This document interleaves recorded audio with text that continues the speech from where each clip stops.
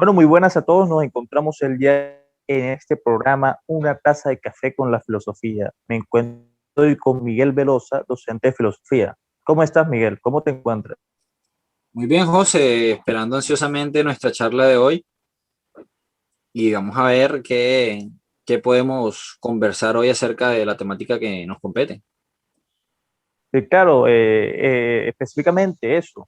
El tema que nos compete el día de hoy es de la revolución a la revolución de las letras y asimismo del mitos a logos.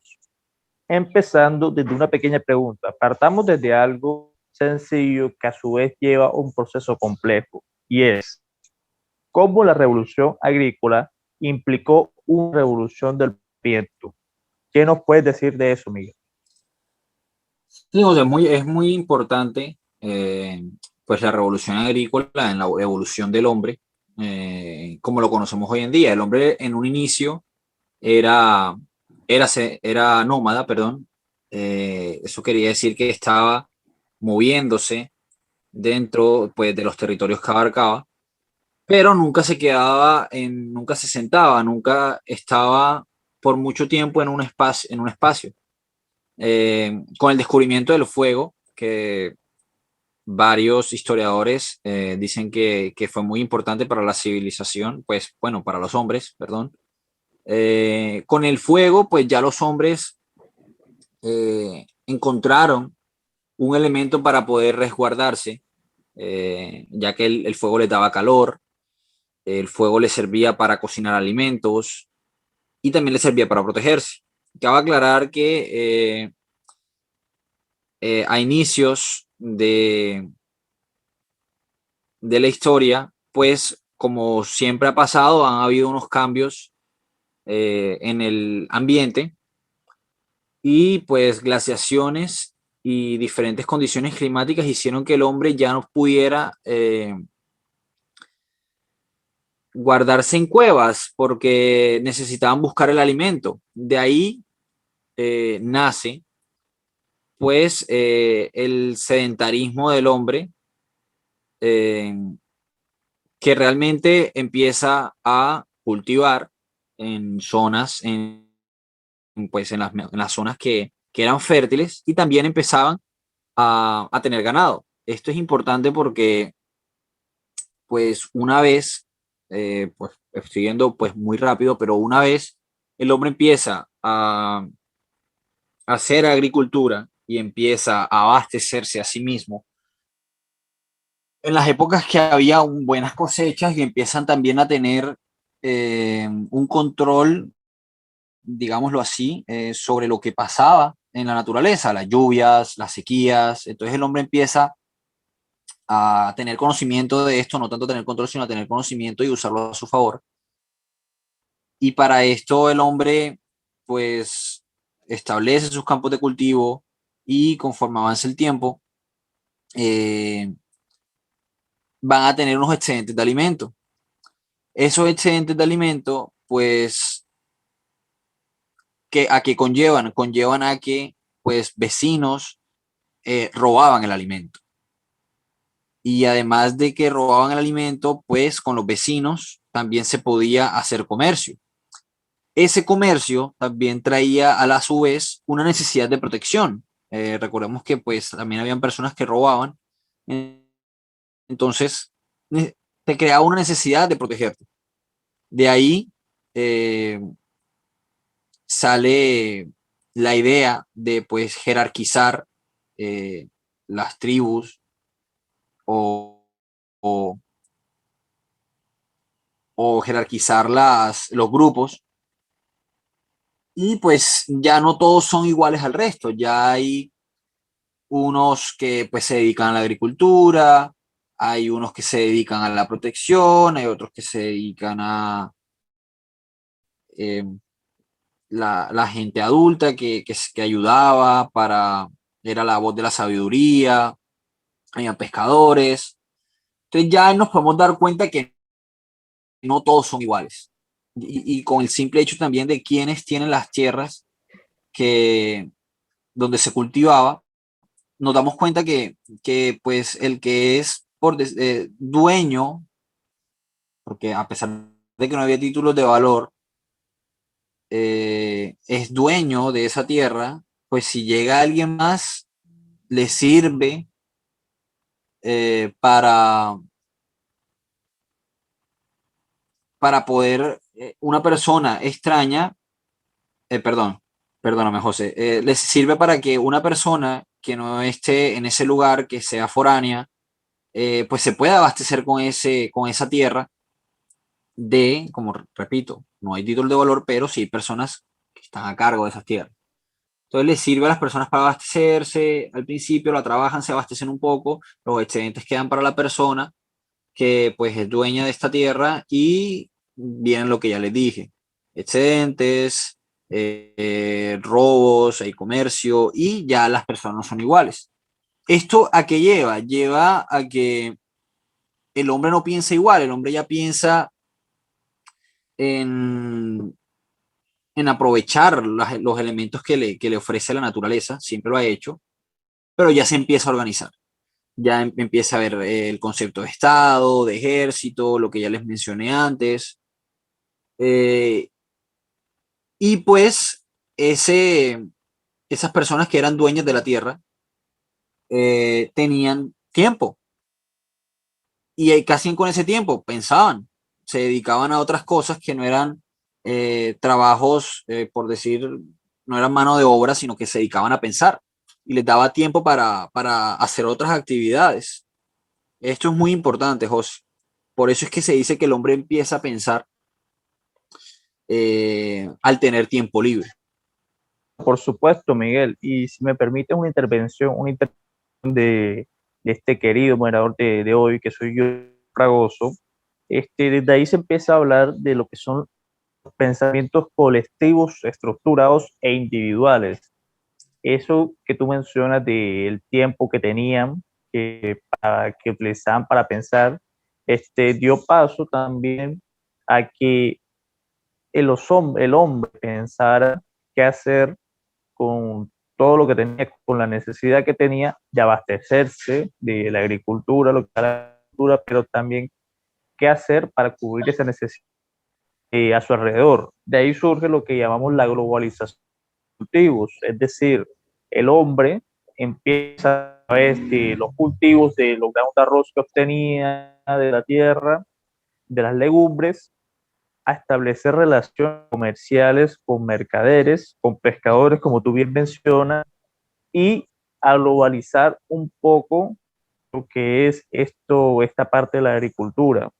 Y asimismo establecer una globalización de un pensamiento de, porque hablamos de una revolución agrícola de que se expande por todo el mundo. Sí, claro, José, es importante mencionar eso, porque pues no solo lo que se cultiva hoy acá puede cultivarse solamente acá, también existen otras tierras, que es lo que tú hablas de la globalización, existen otras tierras que pues pueden tener propiedades óptimas para, para mi producto, mi cultivo, pues de ahí es donde también sale las diferentes, los diferentes tipos de productos, de legumbres, de frutas, pues puede ser la misma semilla, pero por las condiciones crece diferente.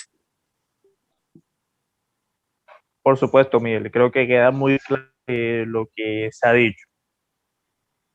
Bueno, Miguel, haciendo un poco el traslado hacia otra parte, esto de la revolución pasa, hace una transición hacia lo que es la revolución de letras. Hablamos de que el hombre pasa de ser nómada a sedentario. Hablamos sobre también que el hombre cuando empieza a tener esta relación con la agricultura también tiene un tiempo libre para pensar, expande un poco ese pensamiento del hombre hacia otras cosas y llega esta parte de cómo la evolución de las letras implica un cambio, una revolución en el pensamiento, en las relaciones sociales, las relaciones económicas, la contabilidad del comercio. ¿Qué decir acerca de esto? Sí, José, claro, es muy importante resaltar que la historia empieza cuando el hombre empieza a escribir. El hombre empieza a escribir la historia. Antes de esto se llamaba prehistoria, el periodo que se vivía. Es importante tener en cuenta que las letras, pues la escritura nace en Mesopotamia y precisamente cómo lo relaciono con la revolución agrícola, porque nace para contar, para contabilizar. Se contabilizaba ganado, se contabilizaban legumbres y normalmente en ese entonces se grababa en tablas que luego se cosían y así fue como el hombre empezó a escribir la historia. Eh, Primero, pues se llevaba un sistema gráfico que intentaba imitar al habla. Se podía grabar también, pues en otras culturas, por ejemplo, esto es muy característico de los egipcios. eh, Se grababa en papel, papiro o tablilla. ¿Cuáles eran las razones necesarias, o sea, las razones que llevaron al hombre a escribir? Como ya mencioné, la necesidad de cumplir con una contabilidad para llevar las cuentas de las actividades económicas que ellos realizaban. Recordemos que pues se hacían actos de comercio, se hacía la agricultura, necesitaban llevar un conteo, también su ganado, la pesca también. También es relevante saber que al tú escribir, al ejercer una comunicación pues no verbal escrita, puedes hablar con alguien, comunicarte con alguien más bien, sin estar presente. Y además estos mensajes pueden perdurar en el tiempo. Es importante esto, pues, ya que pues, puede estar información no solamente a las generaciones presentes, sino a las futuras. Sí, claro. Importante, ¿cómo? Sí, sí, que te decía que es importante eso que mencionas, ya que acá empezamos a hablar de como un paso de generación de lo escrito, empieza a heredarse. Hablamos aquí de unas relaciones sociales que con el tiempo se van adaptando, van creándose y a la vez se consolida un sistema económico, también un sistema de producción en base al esclavismo. No sé si nos puedes tocar un poco ese tema también Sí, de las claro, relaciones pues sociales.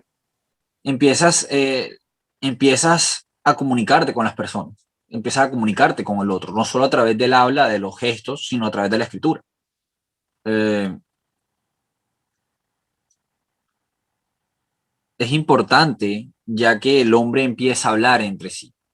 El hombre empieza a, como tú lo mencionaste, pasar información de generación en generación. Y esto es muy importante, como todo lo que hemos mencionado, ya que eh, el conocimiento no solo se queda en la generación que lo vive, sino que lo pasa y conocimiento puede ser mejorado.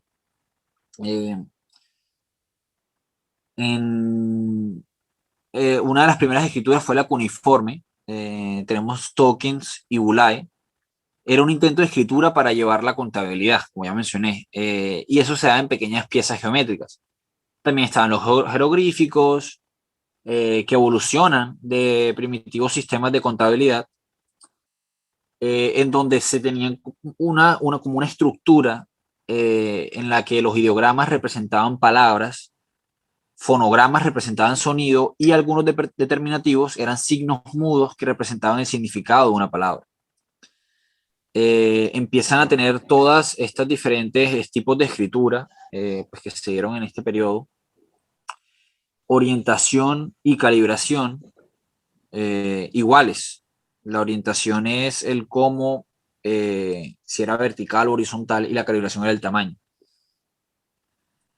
Ok, ok, ya me estoy ubicando un poco en lo que vas diciendo y sí, es interesante lo que mencionas de esta parte de las diferentes formas de escritura que se van dando, los jeroglíficos, los diferentes sistemas. Y ya tocaremos un poco esto en que este, vamos avanzando ahora que es el del mito al logos.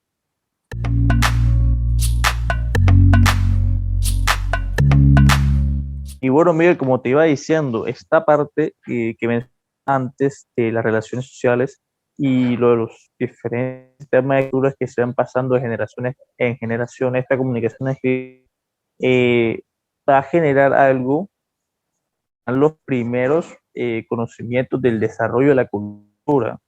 Y aquí hablamos de algo importante, una pregunta importante que surge, que es cómo el desarrollo de las sociedades esclavistas en Grecia implicó un cambio del mito al logos. La gente se preguntará, la gente que nos está escuchando, qué tendrá que ver esto de las sociedades esclavistas en Grecia para implicar un cambio del mito al logos.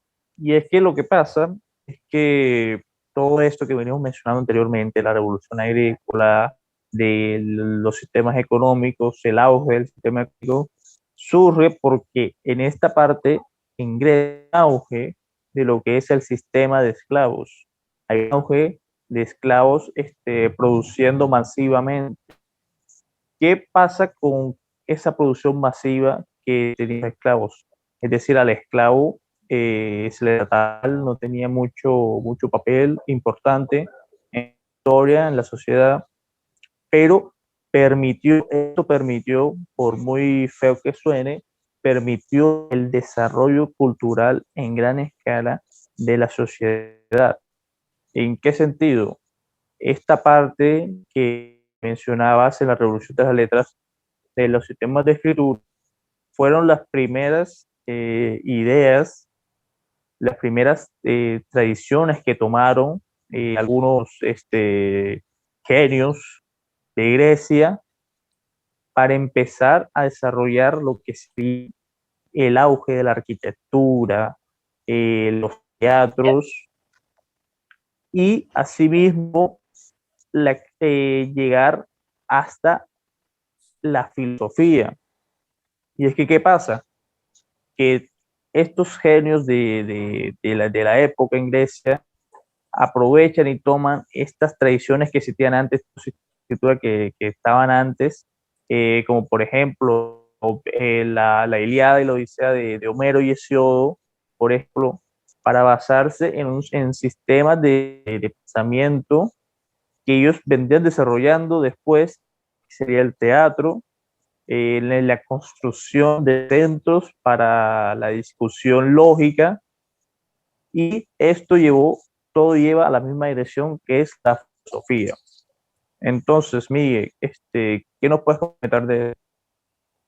Sí, yo creo que también es importante resaltar, José, que los dioses eran muy importantes.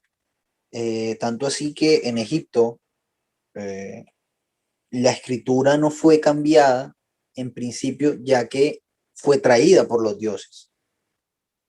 Entonces es importante resaltar la relevancia que tenían los dioses para las personas y pues las implicaciones que tenía creer en un dios. En uno no, sino varios también. Y también hubo ciencia, la ciencia que se pasó precisamente a través de la escritura, de las letras. Y Sí, claro, es importante eso, especialmente lo que mencionaste de los dioses, porque en esta parte de la historia, del paso del mito al logos, es cuando el hombre que se guiaba tanto, como tú bien mencionas, de los dioses, de un dios o varios dioses, según cada quien, se pasa tal vez de guiarse de un dios a guiarse de la naturaleza. Hay una fusión del hombre con la naturaleza, con los elementos de la naturaleza para explicar los principios de la existencia misma, el principio de todo. Aquí pues entramos en una época de los famosos presocráticos que tenían como un elemento en específico para explicar el principio de todo. Sí, ¿me sigues un poco en eso? sí, claro, importante resaltar la escuela Milesia, en la que ellos mencionaron cuál era el arjé. para algunos eran el apeirón, otro el fuego, el agua, pero siempre el hombre empezó a buscar cuál era pues su origen, cuál era la base de todo. Claro, por supuesto, y cabe resaltar de entre todos estos, creo que el arjé, especialmente de Anaximandro, el cual era el apeirón, como tú mencionaste, suele ser como el concepto más general, más aceptado para lo que vendría siendo esa explicación del principio de todo, porque el apeirón en sí se traduce como algo infinito, algo sin principio. Entonces es tomado como el primer principio de lo existente, ya que abarca como la condición posible de algo que ya existe. Es una posibilidad de cualquier cosa para posibilitar su existencia. Sí, así es, efectivamente, José. Eh, pero fíjate cómo ha sido todo este camino que hemos recorrido. Empezamos con la revolución agrícola, empezamos con cultivos y mira cómo llegamos hasta pues ya el hombre filosofando de su origen, de dónde viene, de qué le dio origen a sí mismo. Es muy interesante esto, ¿no te parece? Sí, claro, por supuesto. Y es que esto también, creo que muy bien lo mencionaste, que venimos desde la revolución agrícola, hemos pasado a la revolución agrícola, la revolución de las letras, hasta esta parte del mitos al logos. Y yo creo que nos compete una pregunta no solo a nosotros, sino al público en general, que creo que sería qué proceso o relación histórica llevó al hombre a que hiciera filosofía en primer lugar. Si fue un suceso o relación histórica en especial o fue una combinación de varios. Yo creo que esa es la pregunta que nos deja todo el conversatorio del día de hoy. Sí, es importante, creo que intentar buscar una respuesta a esto, porque creo que cada uno tendrá un punto de vista diferente, pero sí es importante resaltar que puede haber una o puede haber varias, y pues ya cada uno de ustedes tendrá su propia opinión. Por supuesto. Entonces, creo que es ideal finalizar dejando esta pregunta al público y apartándonos un poco nosotros para que cada uno dé al respecto. Entonces, finalizo diciendo, preguntándoles a ustedes, los que nos escuchan, ¿qué creen o qué relación histórica creen ustedes que llevó al hombre a que hiciera filosofía? ¿Que fue uno solo o fue la combinación de varios? Esta es la pregunta del día. Un placer estar el día de ustedes, estar el día de hoy. Un placer estar contigo, Miguel. Igualmente, José. De nuestros oyentes. Sí, un saludarlos a Y todos, agradecer este tiempo que han estado escuchando esta charla y empiecen a filosofar. exactamente, esa es la idea. Así que respondan la pregunta y abran un poco su mente. Esta ha sido una charla muy extensa, muy productiva, muy rica y creo que es hora ya de despedirnos. Así que un fuerte abrazo, que tengan un gran día y nos vemos en el próximo programa. Hasta la próxima.